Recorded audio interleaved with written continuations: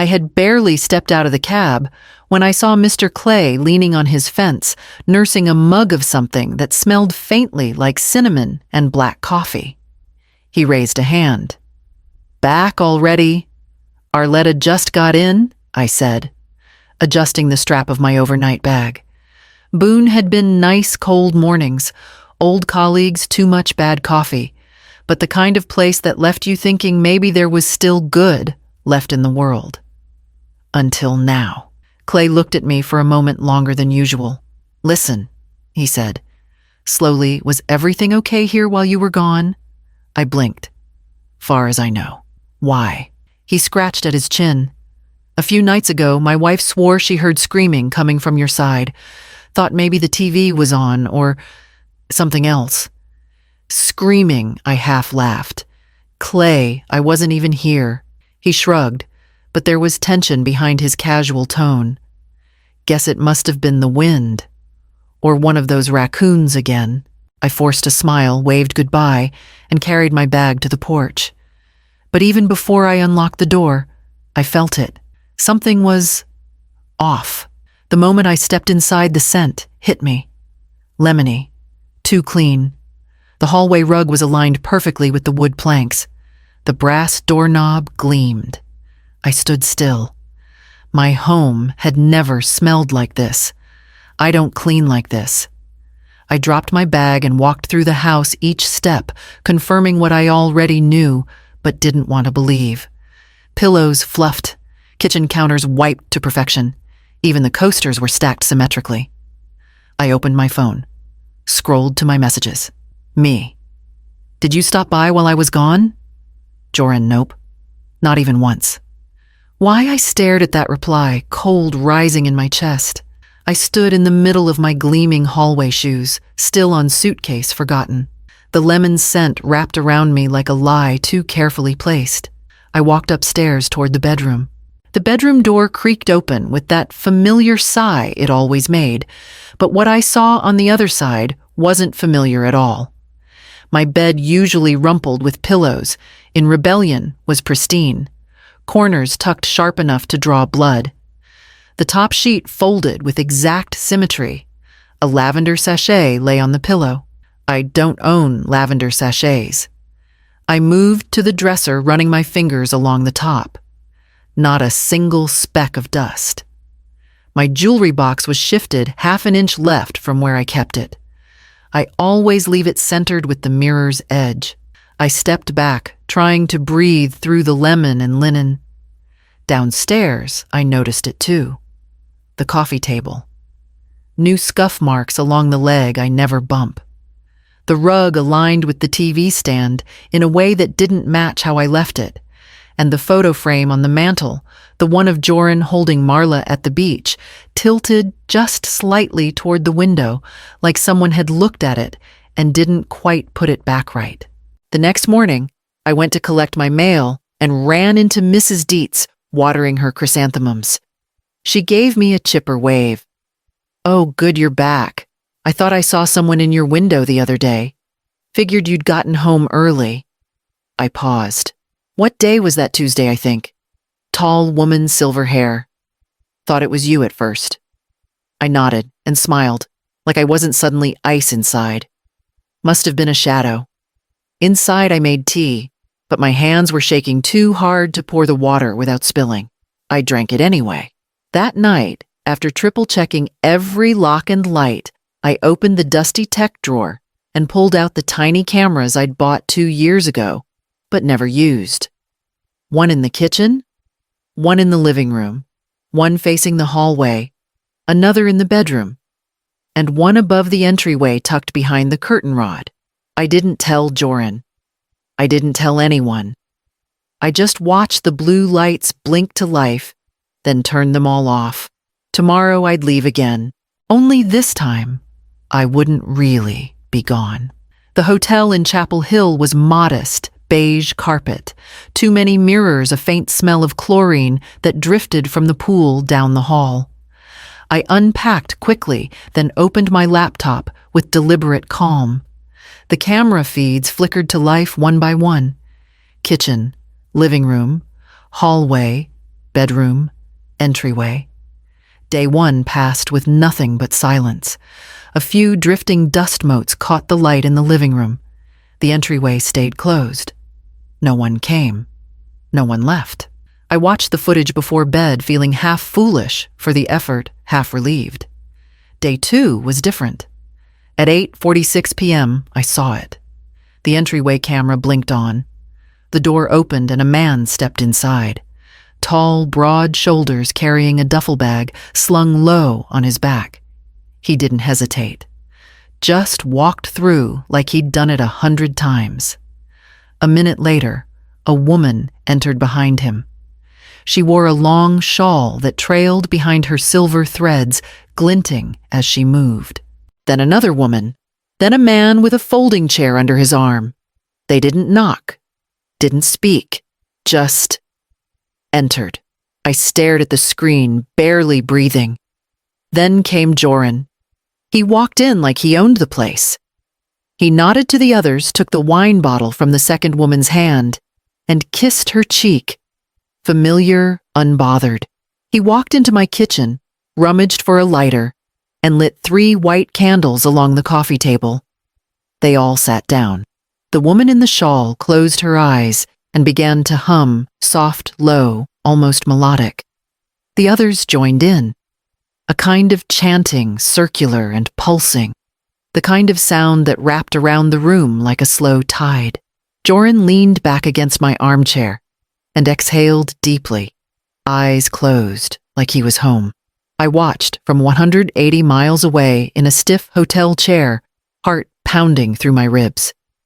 They were using my house, not just entering it, occupying it, gathering in it. My hands hovered over the keyboard, uncertain. The chanting grew louder, and someone reached for another candle. The chanting deepened, low and rhythmic, then shifted first to murmurs, then something almost like breathing in unison. I stared at the screen, the glow of my laptop, the only light in the room. The figures sat in a loose circle, faces half-shadowed. The woman in the red shawl rose to her feet and began to move, swaying as if her bones were loose inside her body. Then, from somewhere inside the house, a noise broke through. It wasn't music. It was a scream, sharp, sudden, piercing in a way that ripped through the rhythm like a knife. Someone shrieked again, louder, frantic, not joyful, not rehearsed. It was panic, pain. I sat forward, heart thudding in my ears. The living room camera caught it next the woman in the black dress, collapsed forward onto a pillow on my couch. Her shoulders shook violently. She was sobbing, clutching something in her hands. The others didn't move to help her. One of them clapped twice. Another began chanting again, louder this time. And then I noticed it just beyond the far hallway, where the light from the living room barely reached. A door. Not to a bedroom, but the small linen closet I'd always kept shut. The door was open. I paused the feed and rewound 30 seconds, then 1 minute. I leaned in close. There. A tall figure stood in the hallway, barely visible. A woman in a long silver robe. She didn't enter any room, she just stood there watching. For 63 seconds, completely still. Then she turned and walked back into the living room like nothing had happened. I watched the footage again. The robe. The way she hovered near that door like she was waiting. I closed the laptop gently, but my hands wouldn't stop trembling. Whatever this was, it wasn't just about incense and candles anymore. Something darker had crept in. The cafe was one of those cozy places with chipped mugs and too many chalkboard signs. I picked it on purpose. Public, predictable, and far enough from home that Joran wouldn't feel cornered. He arrived late as usual, smelling faintly of incense and patchouli. He slid into the booth across from me with a practiced grin. "Hey, Ma, you look rested." 3 days of bad coffee and worse chairs will do that, I said, folding my hands around the menu. We ordered. He got the mushroom omelet I stuck with toast and made small talk until the food arrived. Then I leaned forward just enough to lower my voice. Been having company over while I'm gone? He paused mid-cut, then laughed a quick breathy sound that didn't reach his eyes. What, Greg, complaining again? I told him to stop parking across the sidewalk. I didn't blink. He's not the only one who hears things. Joran shrugged, then gave me that too smooth smile. It's just a few people. Nothing wild. Kind of a support group. For healing, breathing work, energy shifts, that sort of thing. I nodded slowly. Sounds structured. He took another bite. Better than therapy, honestly. Marla's mom does something similar now. Anyway, it's not like we're hurting anything. She's been with her mom all week. He nodded immediately. Yeah. Out of town, I think. Visiting cousins. Why, no reason, I said, sipping my water. But the image of the hallway shelf came rushing back. A small, worn plush bunny sat tucked beside the stack of mail. Marla called it Clover. She never went anywhere without it, and Joran hadn't mentioned picking anything up. I didn't press. I just watched him eat, watched the tightness in his shoulders, the way he barely looked at me unless he was talking. He finished quickly and excused himself with a vague promise to call soon. I walked home with the sun on my back and a hollow feeling in my chest. He was lying. I didn't know why yet, but the shape of it was forming. I just needed more. Winnow Mesquine still kept her office the same way she had for 20 years, legal pads stacked neatly, glass candy jar on the credenza jazz, humming from a speaker somewhere behind her diplomas. She smiled when she saw me. Updating the will again, Arletta Yu planning to live to 100, just to keep me busy. I chuckled politely and sat across from her. Just thinking ahead. Things feel a little unsettled lately. She nodded. That time of year. Mercury's in retrograde or so, my receptionist tells me. She pulled up my file on her screen, then clicked around for a moment, eyebrows slowly inching downward. Wait, she said, tilting her glasses. You already updated your deed, didn't you? I looked up. I did. She swiveled her monitor toward me. Says here you added Joran to the property title in April. I filed the document myself. You brought it in, signed and notarized. My mouth felt dry. Winoma. I had surgery that week. I was under anesthesia most of it. Her fingers froze on the keyboard. Are you saying you didn't authorize this? I never signed anything. Winoma's voice shifted from warm to clinical. Hold on. She moved across the office to her filing cabinet, flipped through a folder, and handed me a scanned printout. There it was, my name scrawled on the bottom of a deed amendment. But the handwriting was wrong. The loops were too low. The R in Venacore sagged into the line. It was clumsy. Shaky. Not mine. I handed it back to her, trying to keep my voice even. That's a forgery. She exhaled sharply.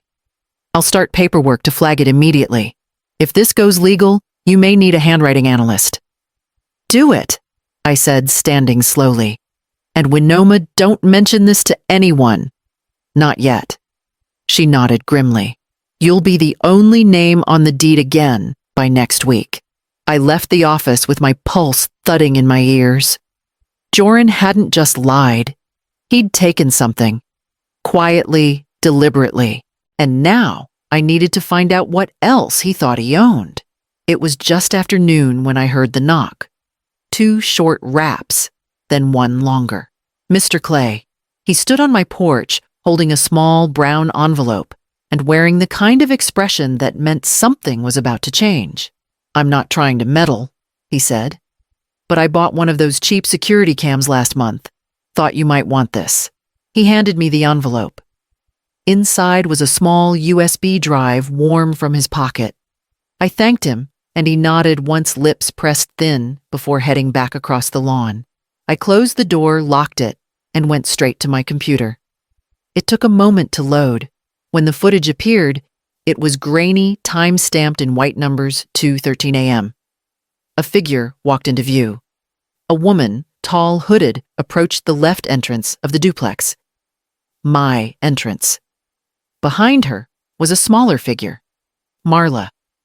She was holding the woman's hand, dressed in a long t-shirt and socks. I froze. The woman glanced around, then used a key to unlock the door. My door. They entered quickly. The next few minutes played out like a quiet horror. Figures moved past the front window. Light flickered candlelight maybe. Then shadows of more people arriving, slipping into the house like they'd done it before. And then, faint but unmistakable chanting. Another minute, and the chanting gave way to something else. A scream, high-pitched, sharp. Then another. You could hear it clearly slicing through the night. The microphone on the camera caught it thin, distorted, but undeniable. The porch cam caught Marla again, just for a moment, running down the hallway, hands clapped tightly over her ears, disappearing from view. I sat back in my chair, heart-racing hands clammy. I didn't cry. Not yet. I copied the footage onto another drive. Then a second.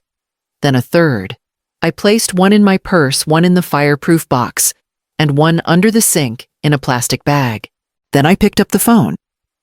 I spent the next morning in silence, the kind that presses against your ribs. No music, no television, just the soft hum of the refrigerator and the steady click of my keyboard. Every tab I opened was part of a pattern. Every file name a puzzle piece. I started with my travel records, flight receipts, hotel confirmations, timestamps that proved I wasn't home. I added screenshots of the text I'd sent Joran asking him not to enter the house. His reply, wouldn't dream of it. Then came the camera footage. Each clip labeled and trimmed. The woman in the silver robe, the chanting, the scream, the image of Marla clutching her bunny on the hallway floor. Mr. Clay's footage went into its own folder, date stamped marked external confirmation. I added the forged deed. Winoma's email sat on top, confirmed forgery. Legal correction in progress. When it was done, I saved it all to a flash drive and emailed the folder to Detective Renly Cordar with the subject line, ongoing trespassing and endangerment. Please advise. I CC'd Winoma. Then I opened a new email account. I didn't use my name. To investigations@oralisonpost.com. Subject possible story. Illegal gatherings potential child endangerment message. Privately hosted healing rituals involving a child. At a home not owned by the hosts. No permits. No parental consent. Attached video evidence timestamped. Neighbors have voiced concern. Police were not informed in advance. The child's grandmother, legal owner of the property, was recovering from surgery when deed access was altered. This has happened more than once. I attached a sample clip. Blurred the child's face. Sent it. Then I shut the laptop. There were no fireworks. No arrests. Not yet, but I didn't need sirens to feel the shift. By sundown, I'd received 2 calls. One from Detective Cordar, one from a blocked number that didn't leave a message. I didn't answer either. I simply watched the light fade over my porch and waited. The next day, Joran showed up on my doorstep. They came on a Friday. I wasn't there, but neighbors said it was fast 3 cruisers, a plain black van, 2 officers in jackets marked community welfare. Someone tipped them off to the gathering scheduled for 8 p.m. I knew exactly who. I had made sure the tip was clean, undeniable, and timed for effect. By 8:12, the candles had been knocked over. One rolled under the table. A crystal bowl shattered in the doorway. Someone screamed, not the rehearsed kind, but something sharp, startled. And Joran. He was already in handcuffs by the time the news van arrived. He didn't look angry in the footage. He looked small, thin in the wrists, pale in the face. I watched the broadcast from my living room with the volume low, the smell of tea steeping behind me. Underground ritual group exposed inside retired nurse's home, the anchor read. Sources say The gatherings took place without permits, parental consent, or property owner knowledge. Police recovered herbal substances, financial records, and footage showing multiple attendees entering the residence while the owner was out of town. I didn't flinch when they said my name. Arletta Venecourt, legal homeowner. Footage showed the front door swinging open, officers guiding out a few dazed-looking participants. One woman tried to hide her face with a shawl. Another was weeping. And then Marla, in pajamas, no shoes, crying into a police officer's chest, her stuffed bunny dangling from one hand. I turned off the TV. They booked Joran for property forgery, child endangerment, and hosting unlicensed events for profit. The articles didn't say how much he'd made, but I knew. There had been whispers of donations, sliding scale fees, private healing access. It didn't matter now. The deed was back in my name fully. The lawyer had filed every reversal. No loopholes, no shared access. The locks had been changed, the curtains replaced, and the house, my house, was quiet again. But something inside me no longer wanted to stay. The locksmith came on a Monday morning. New deadbolts. Reinforced frames. I even swapped out the keypad lock for one with fingerprint access. No more spare keys hidden under planters. No more shared codes. No more maybes. I installed fresh cameras too, not because I needed them anymore, but because it felt like sealing something shut. Like patching up a wound. The house was quiet now. Still, the kind of quiet I used to long for after long shifts, back when I thought rest was something you earned. Now, I knew better. Sometimes you have to fight for your peace. Sometimes you take it back. I filed the papers the next morning. Petition for full custody. I included the video evidence, the forged documents, the police report. No drama. No vengeance. Just the truth organized in manila folders and legal templates. Marla had spent the last week with a court-approved caretaker. She'd asked for me. Her voice on the call had been small but clear. "Can I come home, Grandma?" I didn't cry then. I waited until after. Joran didn't try to stop it. Didn't show up in court. No apology. Just one message sent late at night. "You destroyed everything." I stared at it for a long time. Then typed, "No." I reclaimed what was mine. And pressed send. The next morning, I brewed tea and brought it to the porch. The air smelled like new grass and fresh wood stain. A robin perched on the fence watching the yard as if deciding whether it still recognized the place. Inside, the rooms were still clean. But this time, I knew who had cleaned them. Me. No guests. No chanting. No whispers down the hall. Just silence. Not the kind that presses against your chest, but the kind that makes space. I sipped my tea barefoot, listening. No shouting, no tears, no footsteps behind my door. Just quiet. And finally, I realized it wasn't emptiness. It was freedom.